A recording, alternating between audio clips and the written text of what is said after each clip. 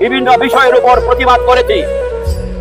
আমি আজ একা মুক্তিযোদ্ধা হিসাবে এই ফিরোজ জাহাঙ্গীর চত্বরের সামনে দাঁড়িয়ে ব্যর্থহীন কণ্ঠে বলতে চাই, বাংলাদেশ আওয়ামী লীগের প্রবাদ পুরুষ ময়মনসিংহের কৃতি সন্তান মরহুম রফিক উদ্দিন ভূঁইয়ার নামে ময়মনসিংহ একটি স্টেডিয়ামের নামকরণ করা হয়েছিল।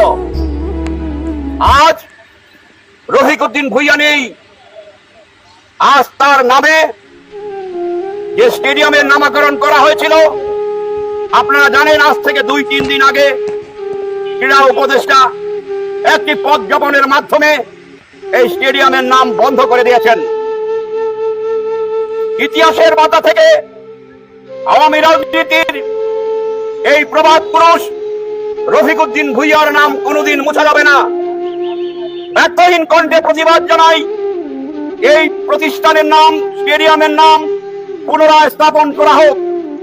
পাশাপাশি বলতে চাই বর্তমান ইউনূস সরকারকে যে আপনারা এই ময়মনসিংহ শহরের ইতিহাস এবং ঐতিহ্যের সঙ্গে যে সমস্ত নামগুলো আছে সেইগুলোকে পরিবর্তন করতে চেষ্টা করবেন না। যেমন আপনারা জানেন আওয়ামী লীগের আরেক প্রবাদ পুরুষ আবুল মনসুর আহমদ সাহেব